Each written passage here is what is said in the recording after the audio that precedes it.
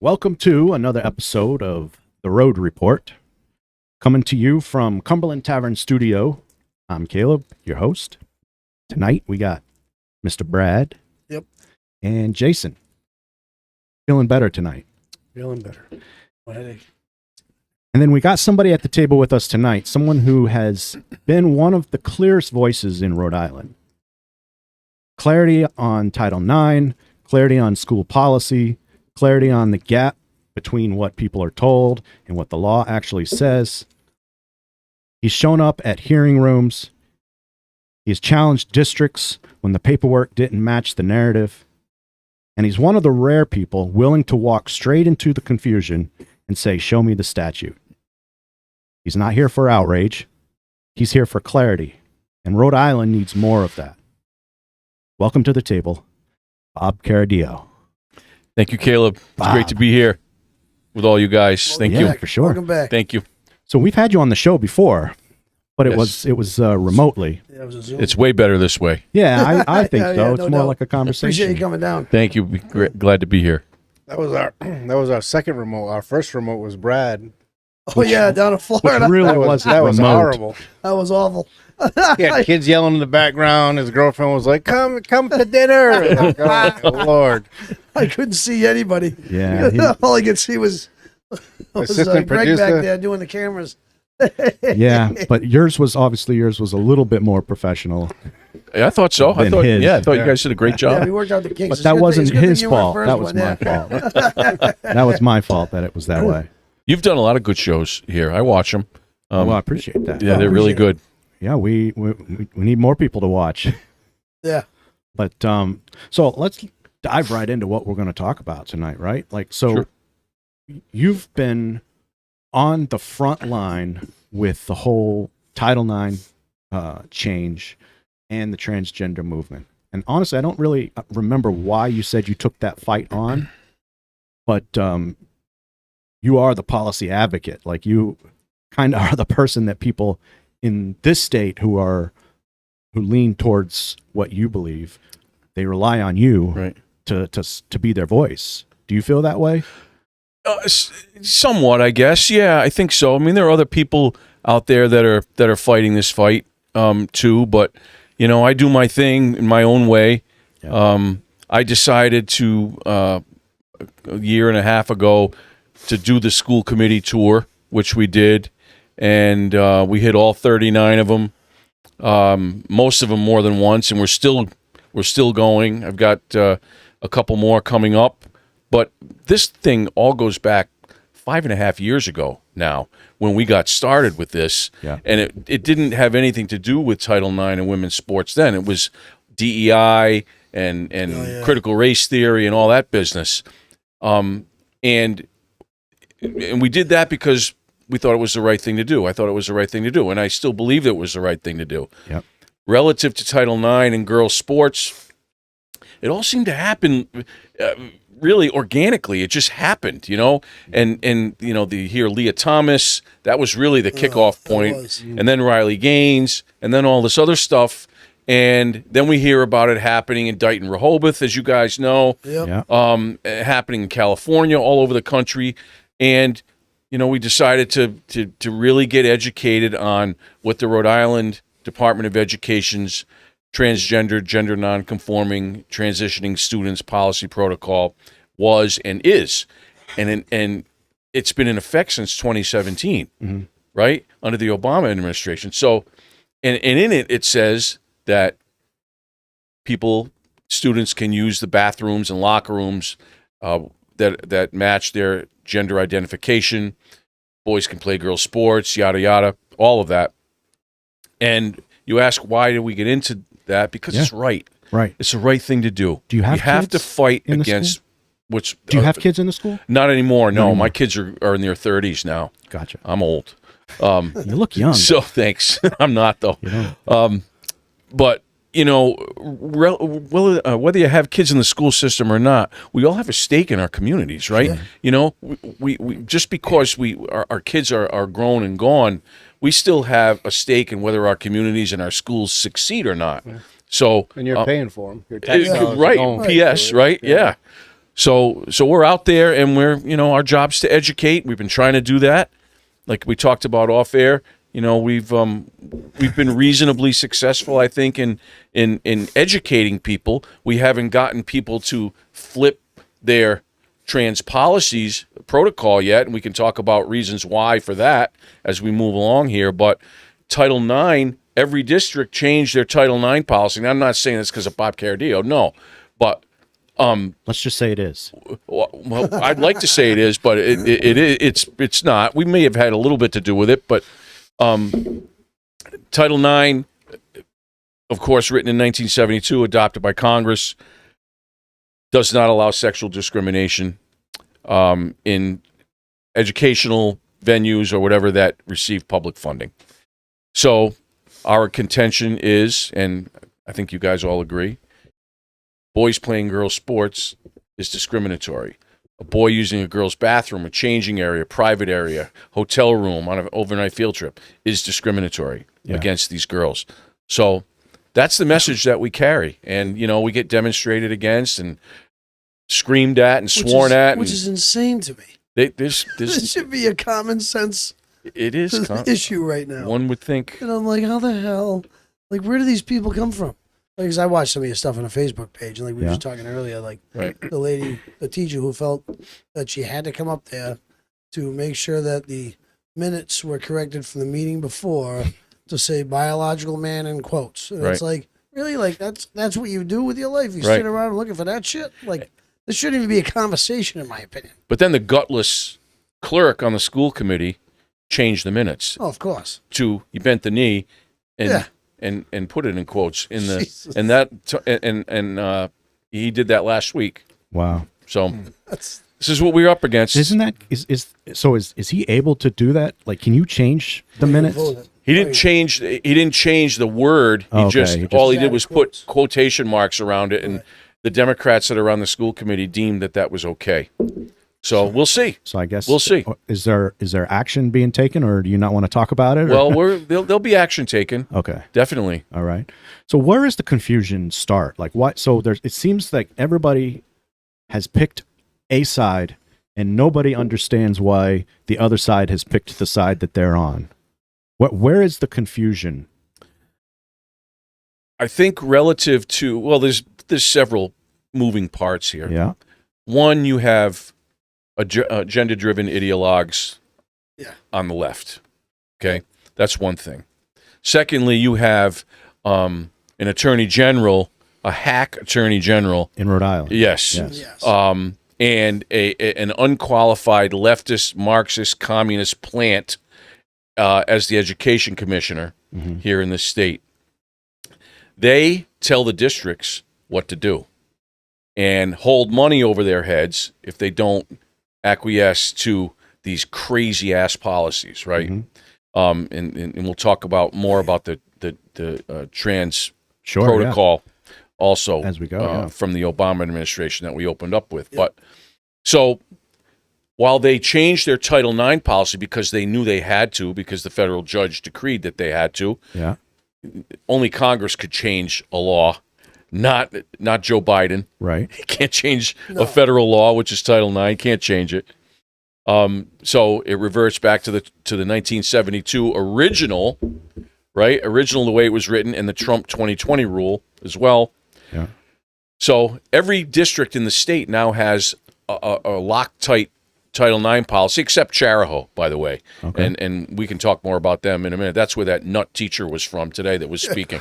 Or something like that. Yeah, she was nuts. In Westerly. She's a Charahoe teacher. Her name's Amy. I don't care about calling her name out. Amy Blanchett. Thank you. Amy Blanchett. Yep, real winner. So, so where were we? Okay, so the Title IX is pretty much all set in every district except Charahoe. The problem is the transgender, gender nonconforming, transitioning students policy protocol pushed down by Ride and by Peter Nerona is in direct violation of Title IX.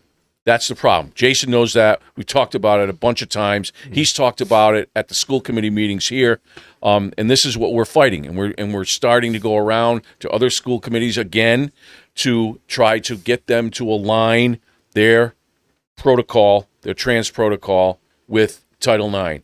Spoke in North Providence. God willing, they might be the ones to do it. Wow. Westerly may be the one to do it. We'll find out.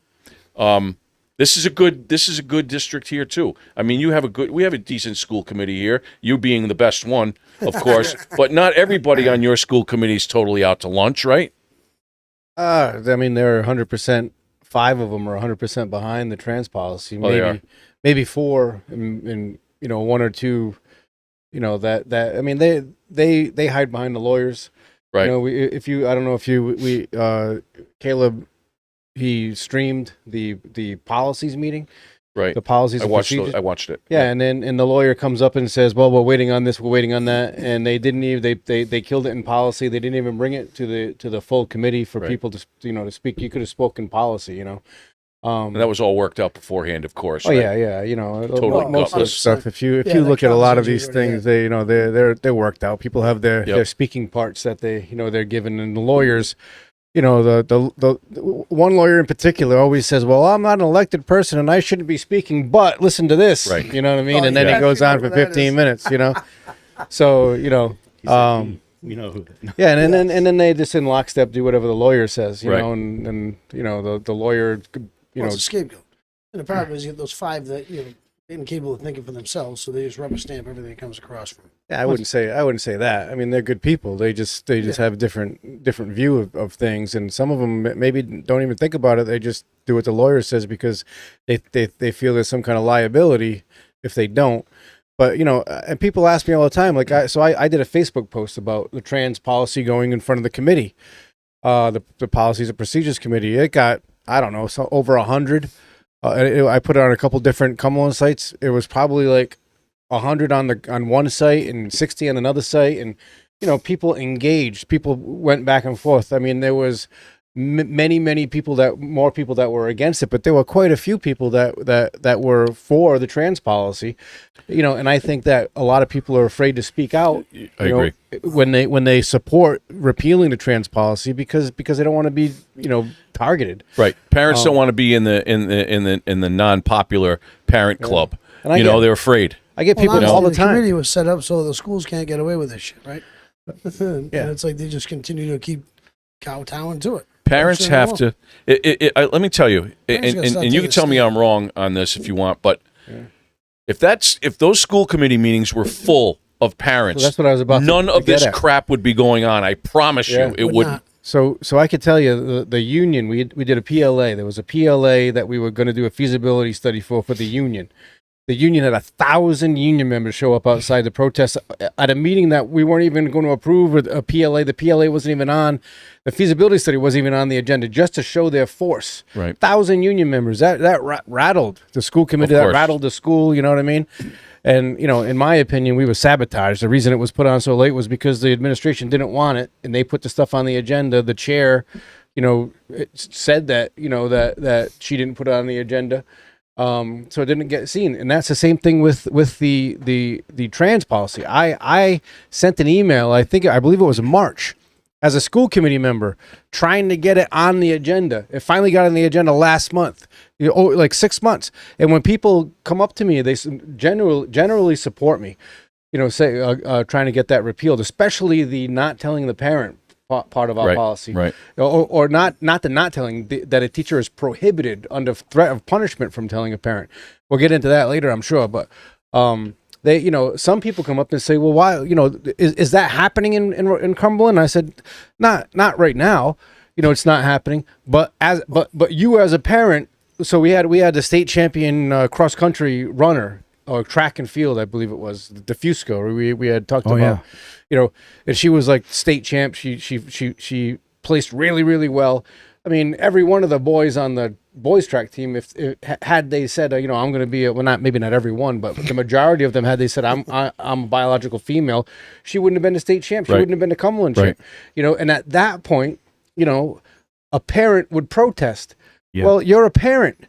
I am on the school committee. I could not get this put on the agenda for 6 months because they didn't want to put it on the agenda for 6 months. If if you are a parent and your child is a senior and they are dealing with this and you want to have it heard in front of the school committee, the season's over by the time you get it in front of the school committee. Right. Because they're going to stiff arm you, they're going to stonewall you, and that's what the administration in Cumberland does, and that's what's happening with some of these controversial issues. And just because it may not be happening in a particular district, the policy says it can. Yeah. And that's where we have to have to You don't wanna not wait give for the- up and keep pushing. No, I mean, You don't I mean want the the first issue to happen. I mean the sports team thing is not the biological males in female bathrooms that may well be happening. Right. I'm not sure. I don't Right. see. We're in the Cumberland, the school committee. I call us the mushrooms. We're kept in the dock and fed shit. And we just, and I've been reeling against that. And I've been reeling against that as far as having the minutes of the executive sessions opened up, because we never unseal any minutes in our executive sessions, which we're supposed to. The school committee never gets any information about. We had a teacher got walked out of Cumberland Hill School. We had, there's so many of these things. I get notifications of late buses, but I don't get notification that a teacher got walked out of the school because of inappropriate behavior. They circle the wagons. Yeah, and Big time. they stiff arm and stonewall, and the only time you get any information is when it comes before you, in a committee meeting. But like I was saying, I have started to go on Facebook to get this stuff out, to let people know that hey, there is no transparency in Cumberland. Not only is there no transparency with the parents, there's no transparency with the school committee. Right. The administration is keeping information from the school committee, and at the end of every email we get, it says, if you want more information, call Phil, Dr. Phil. Dr. Phil's our superintendent. Right. Why do I have to call Dr. Phil? I'll tell you why. He reports to you. Yeah. He works hard. But I'll tell you why I have to call Dr. Phil. Because a phone call can't be put, an opera request can't be put in for a phone call. Right. He doesn't want any of this stuff to be Right. operable. He Right. wants to keep it from the public. Right. That's why we have to call Phil. So, well, like I was saying, on Facebook, tons of interest, tons of conversation. Does that translate to the school committee meetings? Not a single person. Yeah. Unbelievable. Not a single Yeah, that's person. discouraging. Yeah. Yet they can get 50 of them to show up for their cause. Actually, I gotta take that back. So we did have the policy and procedures right after we had the open meeting, and there were probably 5 or 6 people that came to speak in support of the transgender policy. Right. There was one guy who was on Facebook who was going back, who ended up coming, and he spoke in favor of repealing the transgender policy. So one out of a town of 45,000. There were 2. Oh, there was 2? Yeah, there was one guy got up first. He was the first one that got up. Oh, that's right. Yeah. And then the other guy who's there all the time. Something like this should have 100 people in. Yeah. But I mean, That's the problem. You're right. So, if the parents don't show that they give a shit, But do you think then that? why is the committee going to give a shit? Right. And Do you think they're going most to of take the easiest path of least resistance. Right. Yeah. Do you think most of the parents in Cumberland agree with the policy? No. Is there a No. majority of the people in Cumberland? think that- Jeez, majority I of hope them not. don't. No. I think Man. majority of them don't. I don't You think do. I think it's probably less than the national average. What's the national average? Like 75-25 or 70-30 or something like that? Yeah, at least that. Yeah, but I think Against. It should be like Against. a against, Yeah, against yeah. the poll. I think Right. Cumberland's probably a few percentage points below the national average, because we are a democratic state in a democratic Right. town. I mean, we don't lean heavily democratic in the town anymore, but we are a democratic town. So I'm sure that if the national average is whatever 75-25, Cumberland's probably 68. To help me with the math, 32. 60, yeah. Right. We're gonna let you Holy hang. mackerel. Man. We're just gonna say You're gonna revoke my school committee just on the fact that it took me a second for that. One of the things that really 70-30. That's it. One of the things that really gets Feel like me I'm at an about this auction. is that, the left politicizes this issue. And to me, and I've always said this is not a political issue at all. It should not be. I don't treat it like a political issue. Yeah. It's a kid issue. It's a safety issue. It's a God issue, Yeah. right? And it's a truth issue. That's the way I look at it, and I don't mind talking about God. I talk about God all the time. Yeah. Talk about it. And to me, you cannot convince me that you're doing a child a favor by perpetuating a lie. Okay, if you're going to love a child, you're not going to tell him or her that he's a boy if he's a girl, and vice versa. Okay, you're going to get that young person the mental health counseling, because gender dysphoria is a mental health issue. DSM-5. Like every other mental health issue, it needs to be treated as such. Yeah. Okay? So if first of all, and God doesn't make mistakes, we know that, right? Right. So, and I kind of lost my train of thought, but if you love this child, you're not going to point him or her in a direction of misery where they're going to be visiting doctors' offices perpetually for their whole life. They're going to get buyer's remorse, like we talked about earlier before the show. I'm sorry. No, I was just gonna say. So we had a conversation last time, and I made an accusation, and Jason put me in my place because I said that all transgenders were autistic, which isn't. Yeah. I didn't mean it to come out that way then. Right. Well, there's very many of them on the spectrum. That's for sure. Here, I went back. I've done some research on this because I wanted to sound somewhat smart, because I'm not very intelligent when it comes to this kind of stuff in general. The issue that we're having right now, number one, the parents who are liberal, the white liberal women, feel like they're being nice to the kids. They want everyone just get along, right? Like it's all emotional. It's all an emotional thing. There's nothing rational or logical about it. Right. It's all an emotional thing. No. So it has turned into they've turned it into a fad. And what you just said a minute ago, the true DSM-5 gender dysphoria issue is very minuscule. It's not very large at all. It's maybe less than 1%. Mm-hmm. But because it's become a fad, the parents have pushed their kids into thinking that it's okay to be this when they're really not. Right. And in reality, the people who are really having the mental health problem aren't getting any help now. Right. Because now it's not it's affirm and move them out. Yeah. Right. So my point of view, where I stand as a school committee member, is what happens from the time that kid, walks from his house to the time he gets on the bus is nothing to do with me. If there's a child that shows signs of abuse, then obviously you have to report that. If there's a child that shows, that malnourishment, that's got to be addressed. The rest of it, if a kid comes to school and the parents are fine with the kid transitioning, then that's, I fully support that, my personal view. And as a school committee member, I don't think I should be reaching into that home and telling the parent what to do as a school committee member. At the same time, right, I don't think that somebody else's child should have to deal with the uncomfortableness or the possible threat. The males are a lot. My son is 260 pounds, 6'3". You know what I mean? Like he's strong. You know what I mean? So I mean he's a strong kid.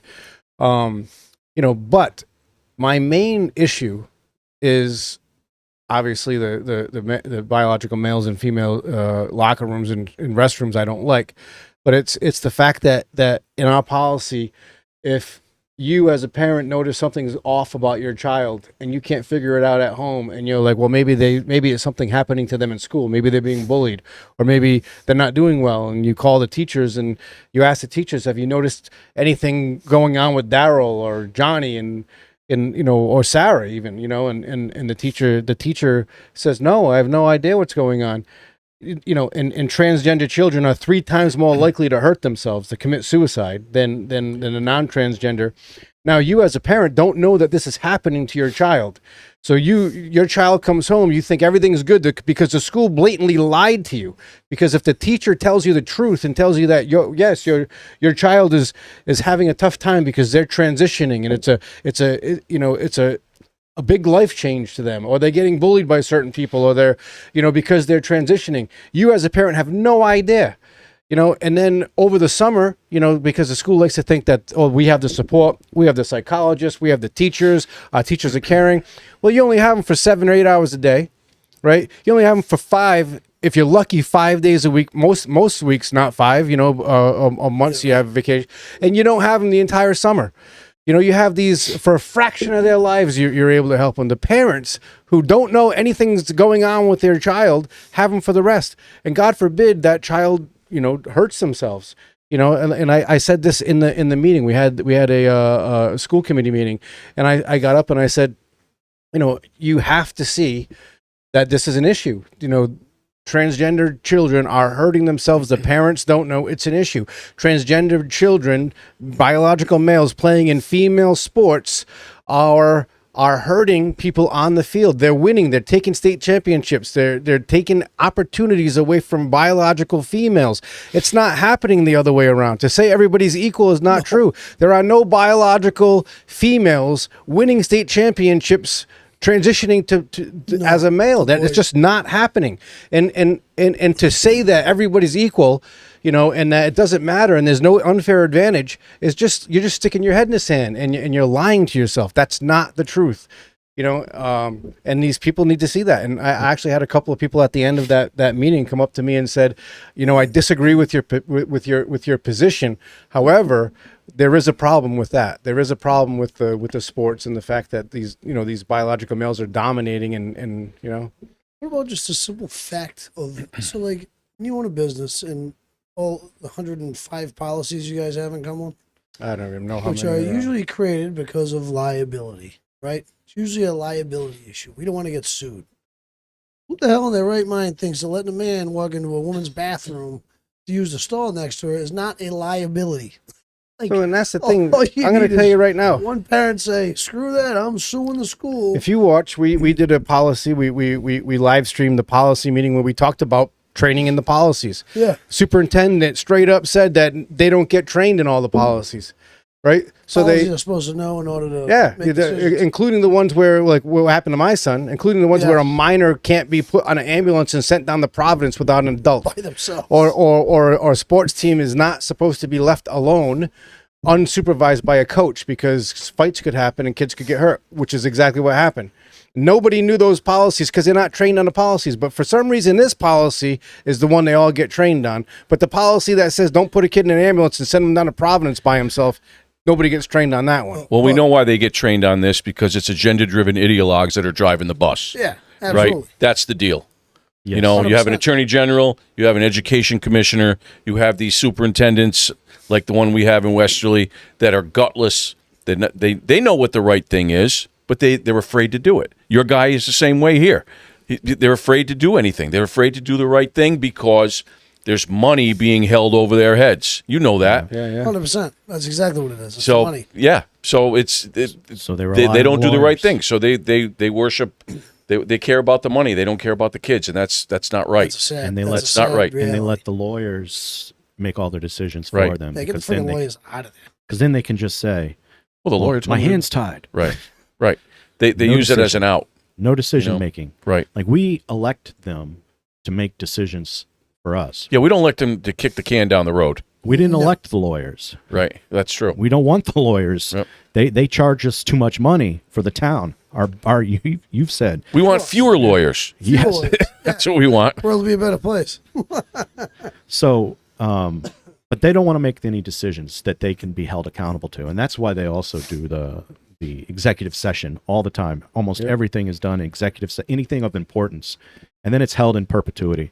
Yeah, there's a Because- very narrow range of Yeah. things that you're supposed to have in executive session, and Westerly does it too. Yeah. Everything is an executive session. Yeah. Like you're not supposed to have collective bargaining in public or whatever. I get that, or performance reviews or anything like that of the superintendent. But aside from that, everything else should be Yeah. in public Should forum. Yeah. And once it has expired, for instance, like the collective bargaining, once the contract is signed, then those minutes are supposed to be open. They're supposed to be unsealed, because there's no advantage to anybody knowing what the minute said, knowing what the superintendent said we can go up to for a raise or whatever. Once the contract is signed, they're supposed to be unsealed for the public. Right. And we in Cumberland have executive sessions on things just in case they should have been in executive session. Right. And then at the end, the lawyer, at least one time I can tell you, was like, "Oh, this could have been an open session." Well, why didn't we err on the side of having it an open session? And then if something came up that was supposed to be an executive session, then we'll pull it into executive Agreed. session. But Yep. everything should be transparent. Everything should be in the open. You know, my conversation with the superintendent about inappropriate behavior in a school should not be a phone conversation that is not operable. Right. You know what I mean? It should be, here's an email. Here's the stuff I can tell you that's not in the executive session. You know, we had the band teacher got fired for inappropriate behavior on a field trip. Right. Very inappropriate behavior. Yeah. Right. He's fired. He's no longer an employee of the town of Cumberland. There's nothing that his lawyer could learn from our executive session that would hurt or help him. Either lawyer, that is done. That should be opened. The parents should know what happened in that case. Right. Parents should know the stuff that guy was doing before that field trip even happened.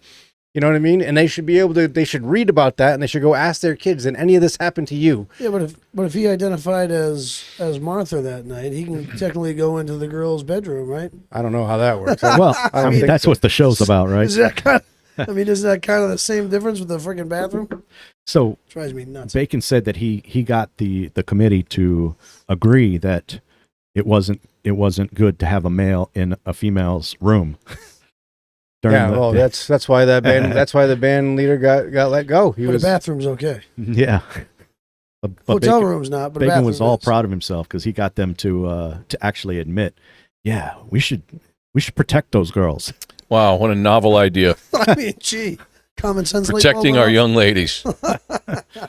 But so right now, I think right now there are a couple cases at the Supreme Court level, or either on their way or going to the Supreme Court level, and that's one of the things at the school committee meeting that I live streamed.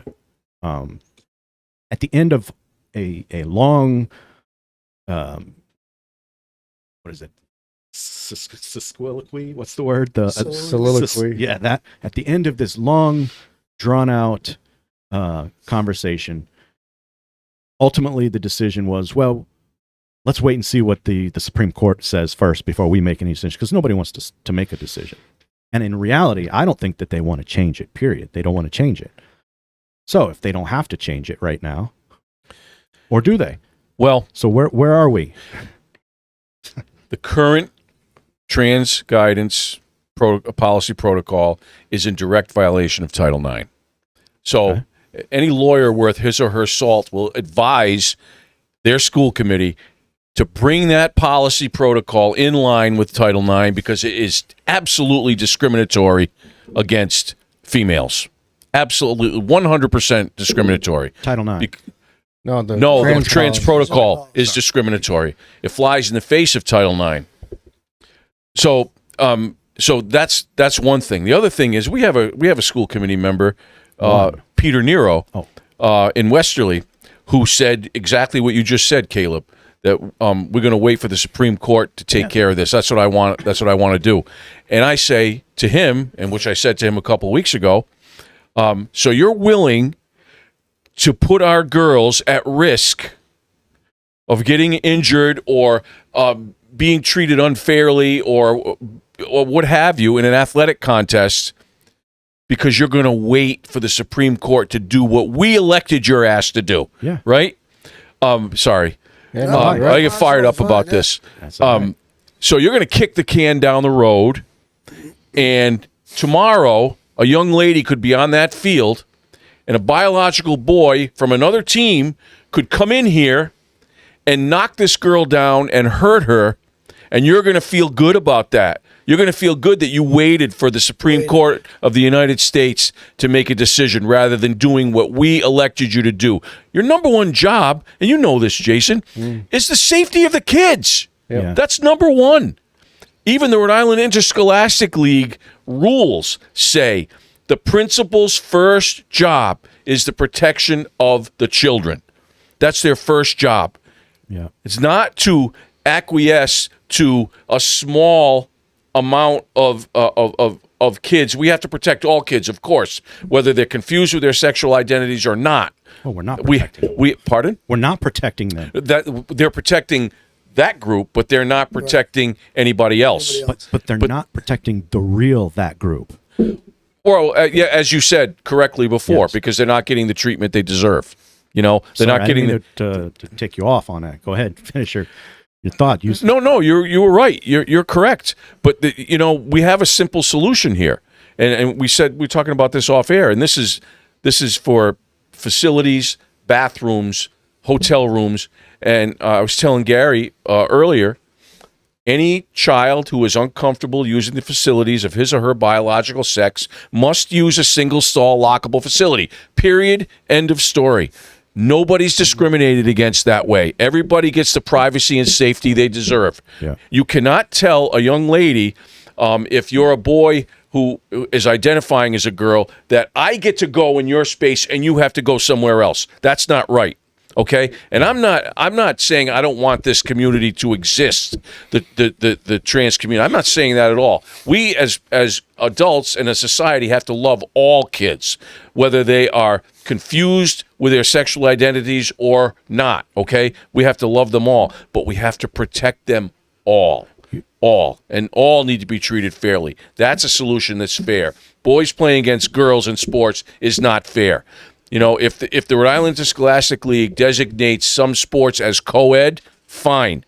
But as far as boys and girls teams, no, we can't do that. And then Title IX would say that we can't have exceptional girls playing on boys teams either. That's only fair. You let a girl play on a boys team, you're violating Title IX if you don't allow boys to play on girls teams. same way, yeah. But you're not saying. Well, we don't say that we want our kids with Downs to not exist. We don't say that we don't want people with multiple personality disorders to not exist. Right. Absolutely, it's the same thing. You get them the help. Absolutely. Exactly. Like any other mental illness, Yes. these kids deserve to have the treatment that they need and deserve. We owe that to them. We cannot affirm a lie. That does nobody any good. A boy will never be a girl, and a girl will never be a boy. Correct. That is not the way, in my view, that we should go.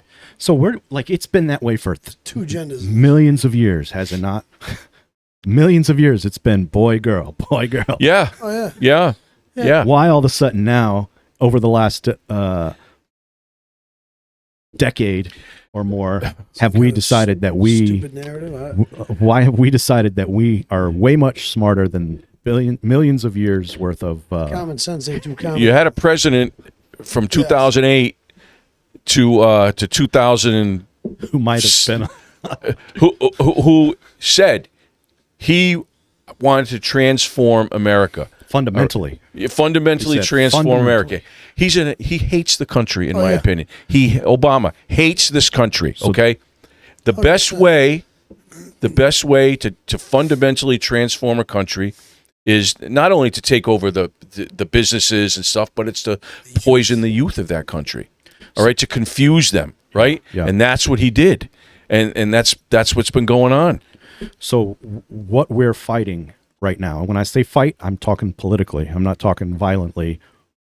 What we're fighting is one side of the country wants a multicultural democracy, and another side of the country wants a constitutional republic, like we were founded on.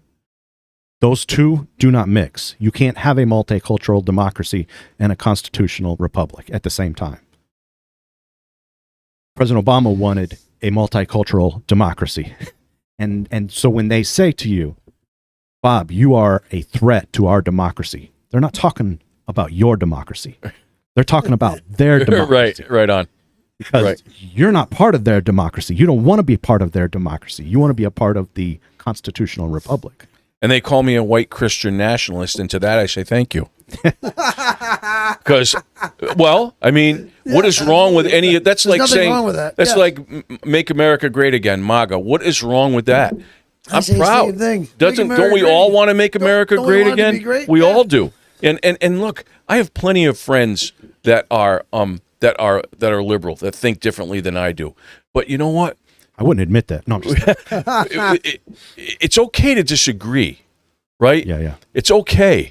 But when it comes to our kids, you cannot politicize it.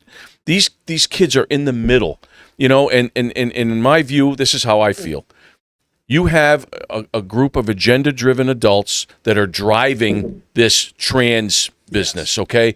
And listen, they see a vulnerable group, and they identify that vulnerable group, and they lead them down that path. And it goes into what Jason was saying before about not informing the parents. They keep the parents in the dark. Those agenda-driven adults can take those kids down whatever path they want. Yep. As far as pronouns not being used, different names being used in school, changing clothes in school from the way you left your home that morning, all of those things. To me, there's a group, a large group, unfortunately, larger than I thought, that are hell-bent on the destruction of this country, and they don't feel like and the best way to do that is to destroy the kids, and they're doing it. They're doing it. Think about what you have to tell that kid when that kid comes to school and decides to transition in school, and the powers that be, the administrator, the teacher, or whoever, tell that kid, don't worry, we're not going to tell your parents. They have no idea who these parents are. They have no idea whether the parents would support them or not. Right. But they tell the kids, don't worry, we're not going to tell your parents. And we're not allowed to tell your parents. This policy is in place so that your parents don't physically harm you. That's what they're telling these kids when they come to school. So now they become the protector of these kids from their own parents. They drive a wedge between parent and child. From Absolutely. their own That's parents. Marxism. They have no idea. They have no idea if these parents would welcome them with open arms, if these parents would get them the support, if these parents would, they have no idea. But the first thing they do is say, we're going to protect you 100%. from the people that might do you physically harm, which are the people that birthed you, raised you, cared for you, and got you to this point, and now we're going to protect you from them. Right on. That's Marxism. That's Marxism. Absolutely. The first thing that they should do is to get on that phone with a parent or guardian. That's the first thing. Now, obviously, if they know of a situation where the child is in actual danger, there's protocol for that as well. Yeah. There's usually signs. Pardon? There's usually signs. Yeah, right? But generally speaking, the first call that they make is to the parent or guardian, and they drive the bus the rest of the way, not the school. Not the school. The parent or guardian drives the bus. Yeah, because there's no age limit to this thing, right? So literally a 7 or an 8-year-old could come in and... Well, the policy says that they should make every effort to work with the parent up until in elementary school, but in middle school and high school, they should make every effort to work with the child, with the student. To Jason's point, they leave the parent out completely. The younger ages, they want to work with the parent and the student, but then they cut the parent right out. Well, I'll tell you right now. They can't go to a doctor and make their own decision. I'll tell you, the policy says that if a teacher decides to tell the parent, they will be punished. Right? That's the policy. My son got knocked out and sent to Providence. Knocked out because he was left alone by Josh Lima, who is now down in Jacksonville, who abandoned the team. Right? He got left alone by that piece of crap. Right? And then and he got knocked out because he was walking away from a fight, which is a video of, and they suspended him. That was one policy violation from the athletic director and the head coach. Then the athletic director put him in an ambulance and sent him to Providence by himself. Another policy violation, right? Zero discipline to either one of those people. Zero discipline. I guarantee you, if a teacher were to tell a parent that their child was transitioning, oh my God, throw the book at them. They would get the book thrown at them. 100%. Your policy actually says if the prohibited. teacher. They are No kidding. prohibited from telling the parent. Oh man, I'd love to see that one. Yeah, Show me the statute. Oh, that's awesome. I mean, not awesome. But no, and that's what I'm saying. So we had our thank you for policy. sharing that with me. We had our policy meeting, right? We had our policy meeting, and the lawyer came in and told, there's this, there's that. They're going to make the decision about this. All of that had nothing to do with the fact that we are prohibited from telling the parent. None of it. There's no the transgender policy versus Title IX. That prohibited from telling the parent thing is extra cream on top. That's got nothing to do with any of the court cases or any of that stuff. Right. That's a ultra lib administration and Cumberland thing. Yeah, that's a social emotional learning BS Marxist communist tactic. To drive a wedge between parent and child, to blur the lines of safety between trusted adults, in air quotes, right? And a kid, where the kid is going to turn on his or her parent and look at the school as the primary influencer of the child. That is textbook. Because they know that they're not going to change our minds. No, they're not. But maybe they can change the kids' minds, and eventually we're going to die. Kids are malleable, right? They're Yeah. they're, especially, you know, today when a lot of kids don't come from a great home life. You have a built-in vulnerable population there. Hey, you know, a lot of them don't have dads at home. You know, they're missing the male role model in the home. A lot of them, you know. So, you know, they'll turn to whomever. You know who else thought that the kids were the way to the future? Hitler. Right? Yeah. Hey, Hitler Youth. Yeah. I'm not calling them Hitler. I'm just saying they're more like Oh, my Hitler than God. the other side is. We should do a Caleb report where it's just Caleb telling everyone his views. It'd be, The geez. people it that is call us youth. fascists are actually the fascists They're the Yes. themselves. They don't even know what the Yes. word means. Yeah, 100%. It's crazy. I mean, you see it. I see the interviews. All these guys going to protests, interviewing the protesters. I don't even know why the hell they're there. Oh, I at the have no State idea. House? Yeah, yeah. Oh, that was wild, man. That was a wild day. No idea. That was a It's funny. turning point deal that we did, and They have no idea what they're protesting. they were there for the No Kings deal, Oh, Yeah. yeah. and we caught them on the way out, and we had I was a part of a debate team, and it was a great thing, and we caught them on the way out, and the topic was, do biological males belong in female bathrooms in sports? And these people just unloaded on us, you know. Yeah. And you saw some of the videos, right? You Yeah. saw them, you guys. Yeah, I saw. The sad thing is, honestly, you know, serious as a heart attack here, there are so many broken, empty, rudderless people out there in this world. It is. I wonder what kind of a life did these people have? You know, they're just they're lonely. They're angry. They're rudderless. Well, that's- soulless. That's because they are being told that we want to take away their democracy. Right. That's why. And anytime you tell somebody that they're going to lose freedom, they don't care if it's true or not. They just listen to the guy telling them that person's taking your freedom. That's right. And they're going to go right after him. Right on. They just regurgitate a headline. Well, Well, it's saw on whatever media outlet. It's hard to do research today. You can't really Yeah. tell what's truth anymore. I get it. There Well, it's is like- There's certain things you can find. You know, and it is tough. You got to dig deep enough. But it- research back in the day was going to a library and opening a book. Yeah. Now Right. it's going But to it- the internet. And in my day, it was Who knows the internet's right using the card catalog But- at the Yeah, library, yeah. which you guys don't even have probably never even heard of. Yeah. yeah, even know yeah, the yeah. Dewey Dewey Decimal Decimal System. System. Dewey I Decimal, know that's that. right, man. Yep. But it I matters. had to put the microfiche in the little Mike, machine. yeah, so you do know. All Flip right. them, flip them, Yeah, flip 'em. yeah. I was like, oh my God. And I'd always go buy it, Yeah. you know? Yeah. But Hey. even doing the research nowadays, you can look at the same things that we looked at then to find our facts. But now it matters who wrote it. And if Right. somebody wrote it that they don't like, who cares Right. if it tells you the truth or not? Right.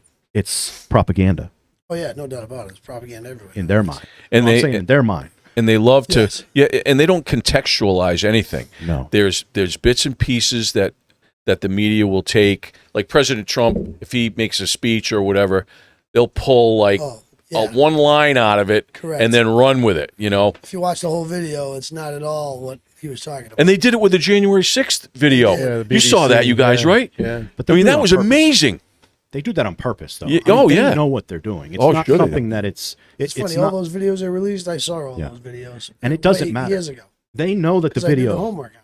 They know that the videos are going to get released. Oh yeah. They still don't care because by the time the videos get released, the narrative's always already set. Right. Do you know how many arguments I had with people about that January 6th thing? When It's too late. There's no late. backseas. You can't take it back. No, you can't take You it know. back.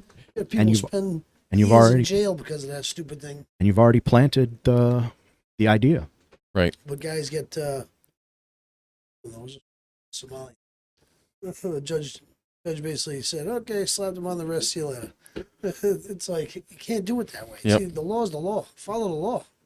Well, that's Right on. it's not. that's exactly how come Cumberland still has all these policy violations, like the ban leader going on a field trip and nobody calling him out on inappropriate behavior was because nobody knew he was doing inappropriate behavior because they didn't read the damn policy because nobody ever gets in trouble for violating the policy. Correct. So there's no incentive and there's no fear there of being held accountable. So nobody reads the friggin' policy. This guy was in a young lady's room. Is that what happened? He was in. Can you talk about that? Six young ladies' rooms. Yeah, I can talk about it because I can't talk about what happened in executive session, but I got my information from a parent before executive session ever happened.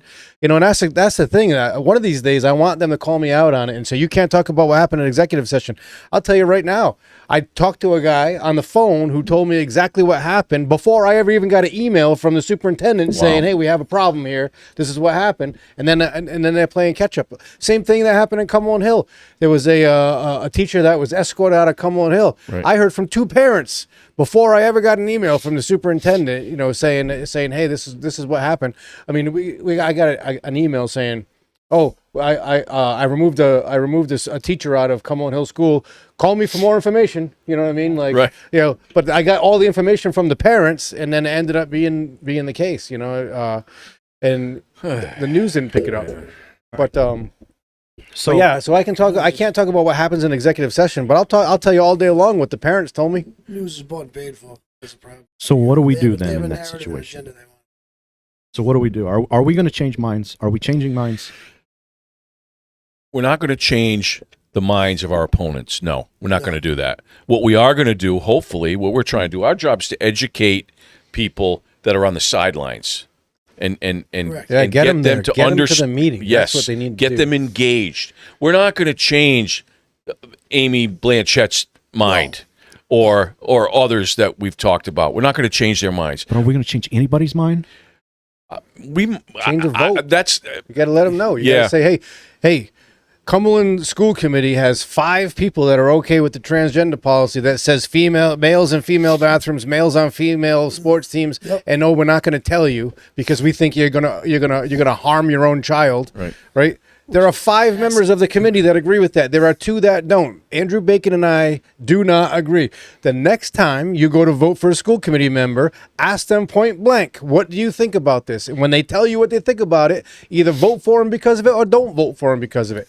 Yeah. And when your person, you know, at large, District 1, District 2, you know, when your person votes on the transgender policy, come to the next school committee meeting, get up there in public comment and tell them what you think. one thing that we don't do well as conservatives. Are those on the left do a much better job of organizing and getting people out. We, for whatever reason, do a terrible job of that. You know, and our job, that's why I say our job is to educate and get people out, because nothing's going to change in Rhode Island unless we get different people elected. Like, we got to get more guys like this guy in office. You know, we need to do that. But one isn't going to change. And at the state level, we're, I think, 75 to 10 in terms of the General Assembly up there between the House and Senate, somewhere in there. Yeah. We've got 10 Republicans in the whole state house. That place is a zoo. I go up there and testify all the time. That place is crazy. It's absolutely nuts to see the type of people running around in that place. Tell you, and who's running the show there is the Moraleses of the world, the Tiara Max of the world, people like that. And it's just... But if you're a Democrat, if you're a Democrat, right, and you disagree with this, again, ask the 2 Democratic candidates, what do you think about this? And vote for the one that feels the same way you do. Right. It doesn't have to be a Republican there. No. It can be a Democrat that disagrees with... Old school Democrat. Yeah. You know, a conservative Democrat. If you're a conservative Democrat, vote for a conservative Democrat. Don't vote for a wingnut that's gonna push these policies forward. That's a great point, because there are middle of the road Democrats in Providence. There are plenty of them, you know, and we can name them here, sitting here. But they're scared to death that they're going to get primaried by those whack jobs on the far left. But they're scared. The problem is, if you know, as conservatives, I'm a true independent. I'm not a Democrat or a Republican. You can take the issues, and I'm probably like right down the middle. Socially, I lean left. Fiscally conservative, national defense conservative, you know, but I lean left on a lot of things.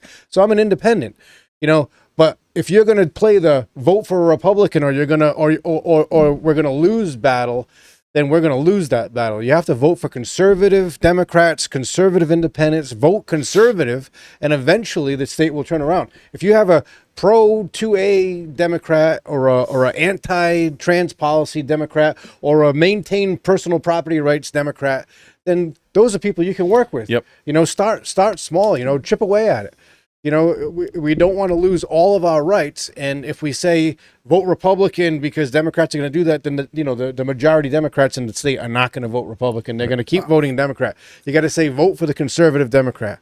Ask the Democrats what they believe. If you are a diehard Democrat and won't ever vote for anybody else, well, vote for the conservative Democrat, please. You know, and sure enough, as the conservative Democrats start to win, then the people who are on the far left are going to come back to the center because they're going to be just as afraid, like you said, as the conservative Democrats are about being primaried by a progressive. Right. You know, so we have to, you know what I mean? You know, that saying, how do you eat an elephant? You know, one bite at a time. Right. Right. You know, one person at a time, you know? Oh, yeah.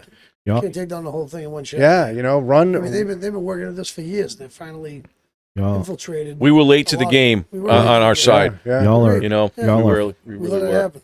y'all are far more optimistic about this than I am. Really? Yeah, I think we've passed the Rubicon. I don't think it's going to change. I think it's going to go farther. You do? I do. Wow.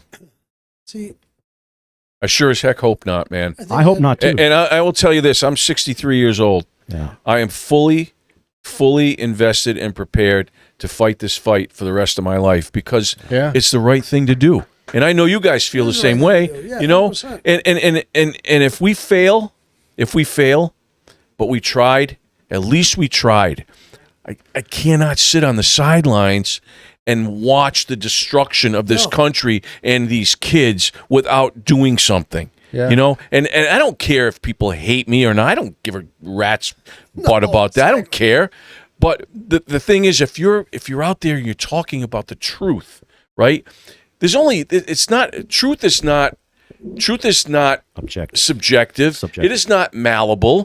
Truth is absolute, right? Yeah.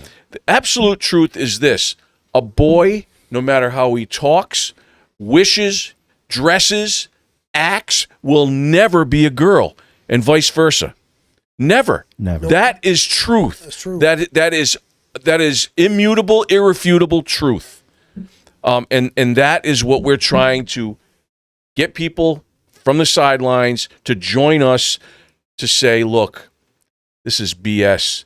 We're going to stop this. Yes, we love all the kids, and we will get these kids the mental health help that they need and deserve, but not at the expense of the rest of the population. So we have to take care of them all. Well, that's what it is. Like-minded individuals need to start rising to the top on that. It's like, same thing me running for mayor in town. Like, I don't have any aspirations of running for mayor, let alone be a politician. But I saw what was going on in the town, and Jason knows what was going on in the town, and it's like, okay, you know what? Now And you're you're doing something about it. What's going on in town? Now other people Now that the election's over and our taxes went up and 4.2%, and we took out a loan for the water lines that we weren't going to do, and the money for the community center or whatever, was different money. And the 8% increase every year for the next 5 years on the water bill. But they hide the shit until the election's over, and then they They unload it on you. Yeah. All the stuff that they said they weren't going to do. All bullshit. Yeah. All bullshit. Just want to get into office. That's it. And we learned this in 4th grade. The number one objective of most politicians is what?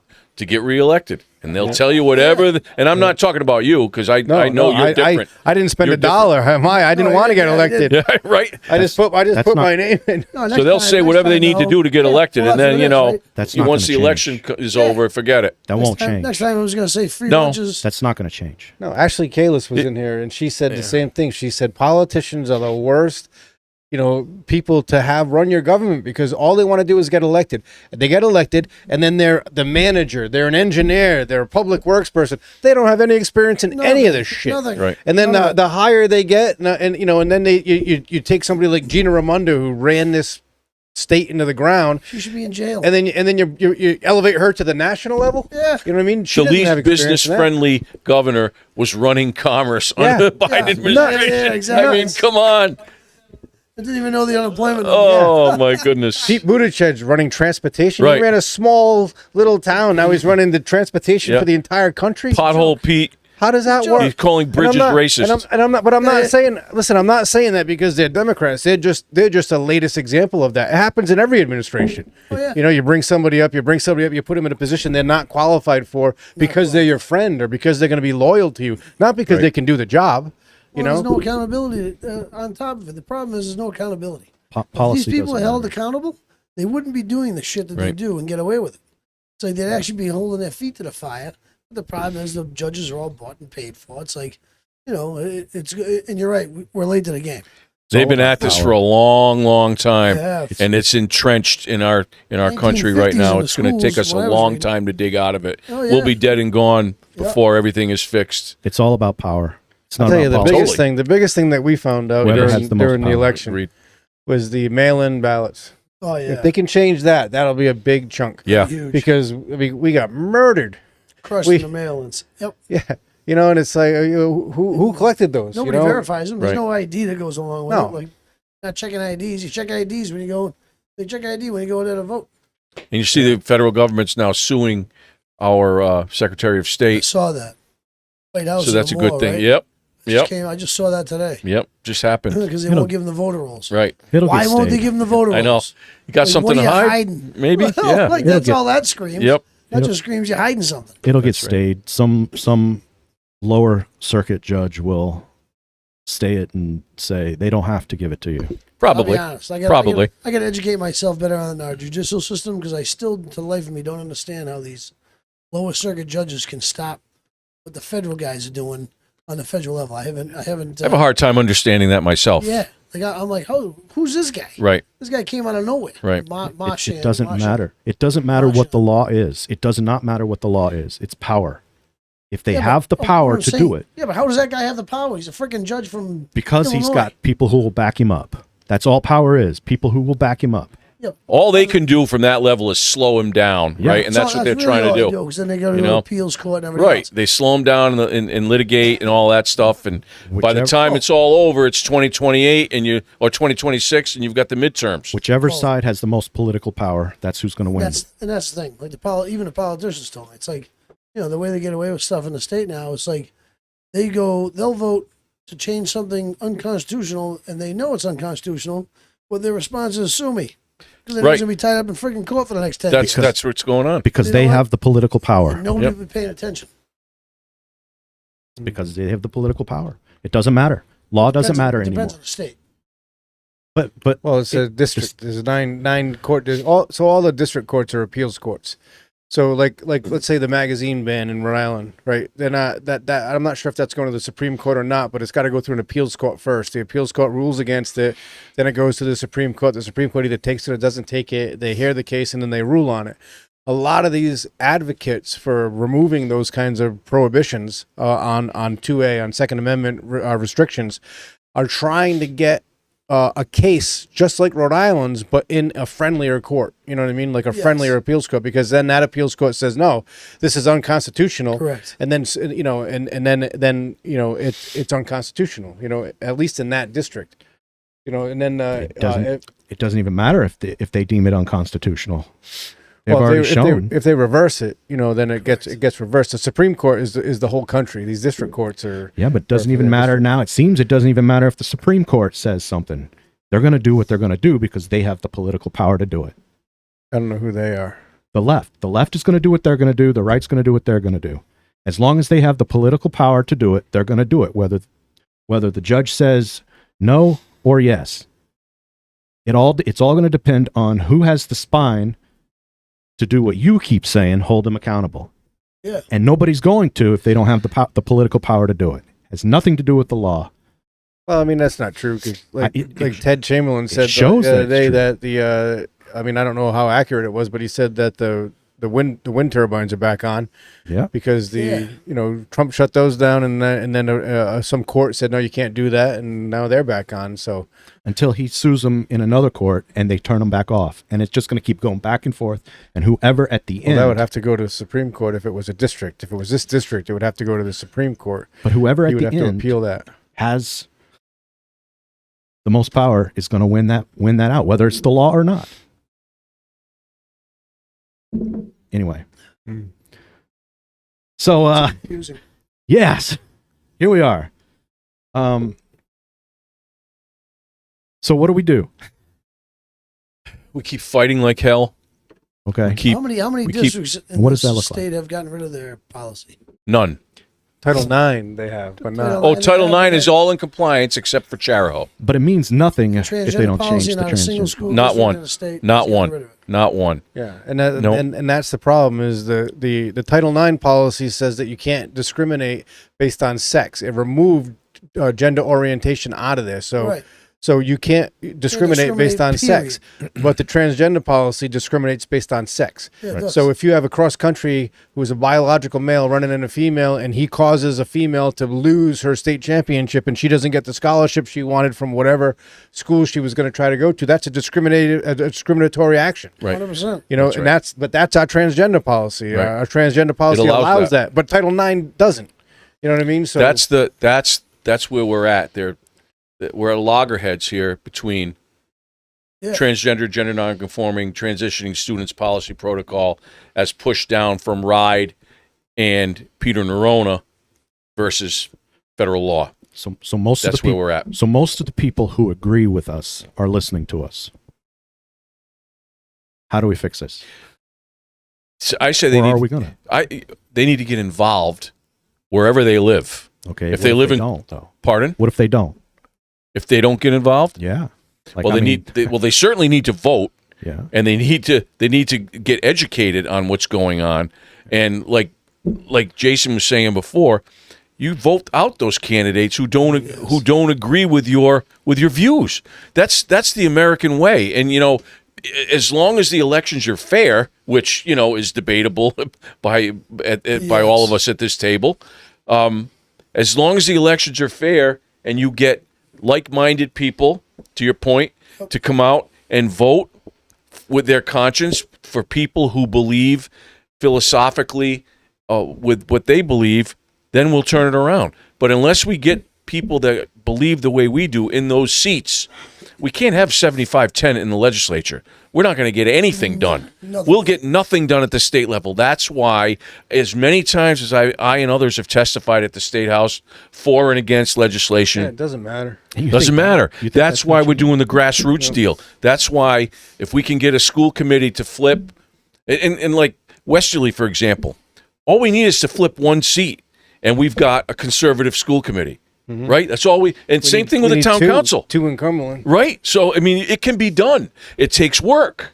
It takes a lot of work, and it takes a lot of passion, and it takes a lot of courage, you know. And people, in my view, a lot of them are not willing to put in the work it takes to make the changes that they want. They'd rather sit at home and bitch about things rather than take the bull by the horns and be in the non-popular parents club, all right, and not get invited to this or that or the other thing. But you know what? What the hell is more important than fight for your own kids, your own town, your own state, and your own country? So What is more important than that? Nothing. I'll tell you what, nothing. Nothing. I think the problem is people don't know, right? So we have a paper in Cumberland, the Valley Breeze. It has, I think they hand out 8,000 papers a month. 6,000 of them are actually people that read the paper. You know, 2,000 of them are Start people. the fire with Yeah, it. people start the fire with it or take 2 or 3 copies or whatever. Right. We have a couple of Facebook pages. One of them's got 12,000 people on it.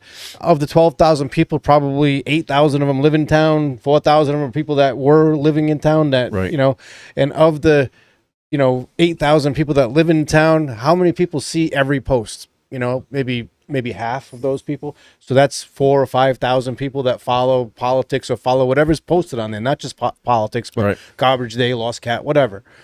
So we have no real way to get to these people. You know, Brad had more signs out in Cumberland than his opponent had. They were everywhere for months, everywhere. Huge signs. We had giant signs everywhere. We had little Box signs truck. everywhere. Box truck driving around. We had people coming up, and I was holding a Brad Dean for mayor sign.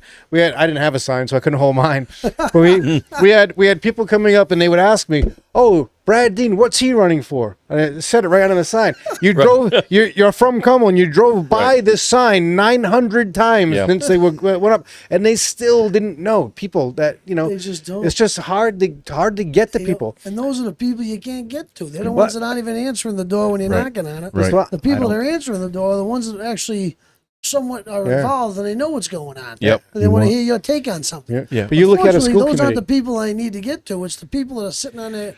You know how many doors I knocked down? I could see right through the window. A guy sitting on his. But you look at the school committee.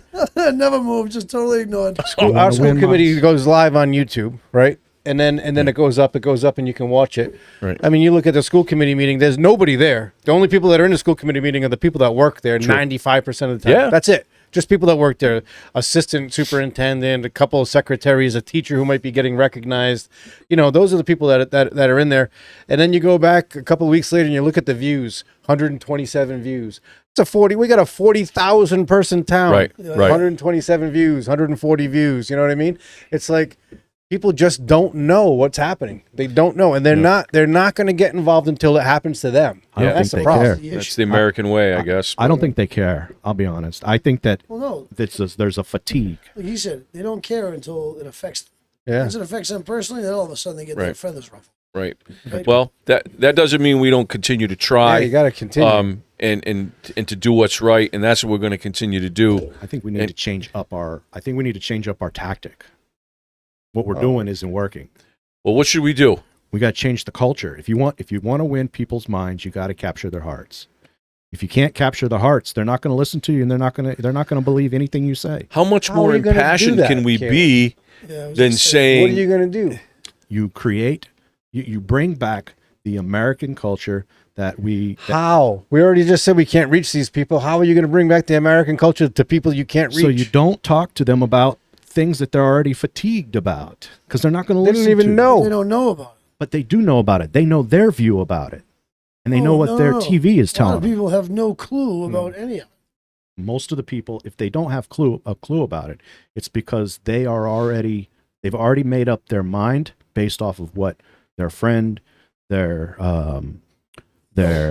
teacher. I don't think they're aware. I disagree with that. I can tell you. It's no different than Jason just said.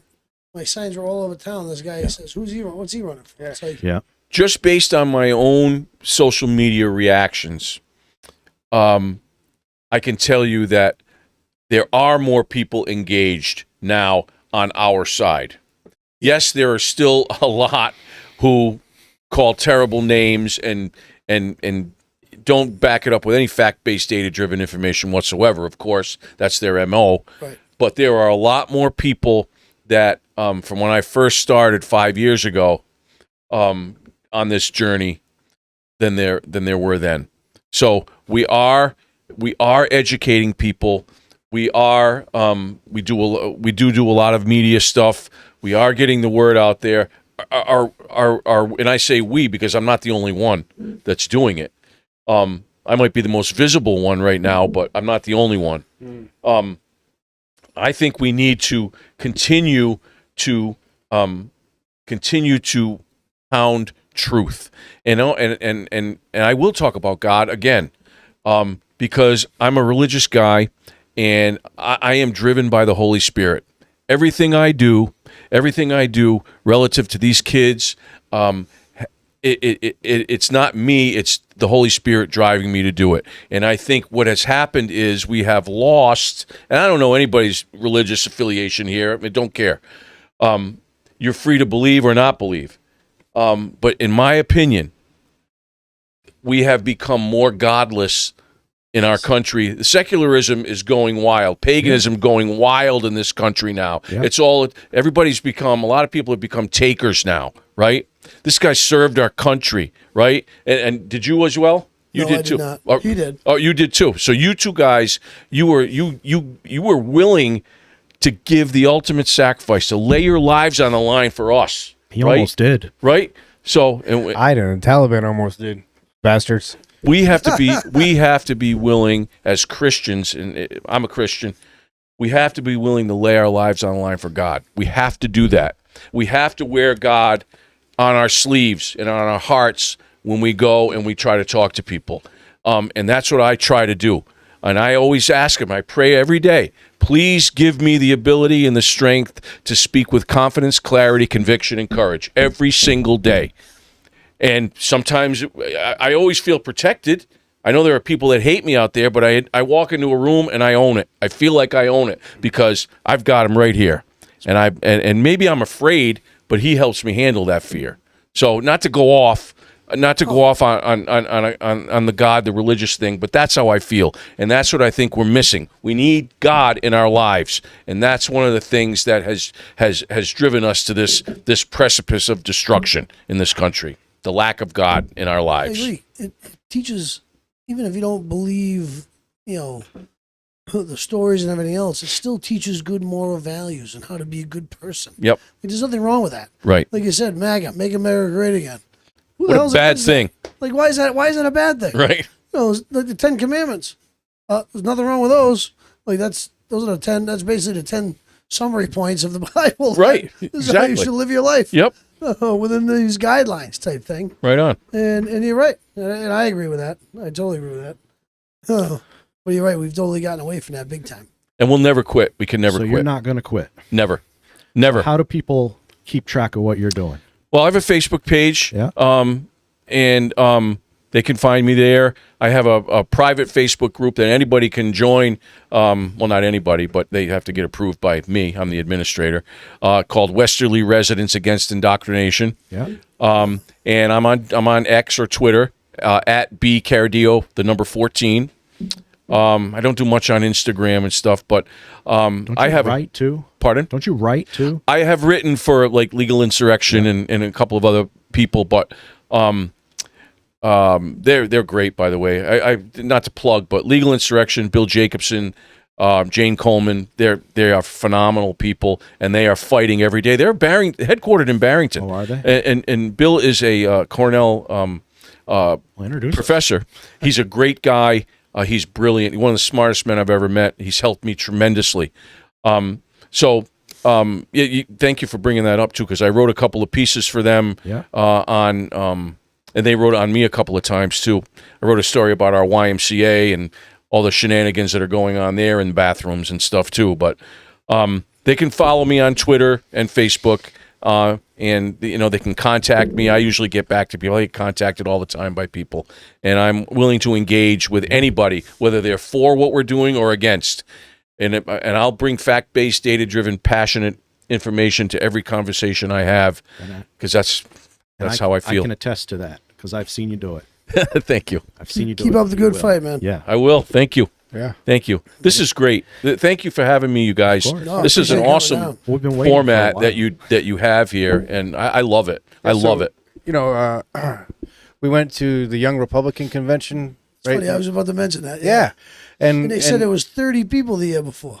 Yeah, 30, and then, And there was like 120 people there now. yeah. So like that shows me that, people are starting to come to the table. This generation is going to do it. Yeah. But one of the things what I was going to mention was you saying it's a good platform. We come in here, it's a little, it's a pretty big space, but it's a little studio, when we do this thing, and you never know who's watching or who's not watching. We're in a basement.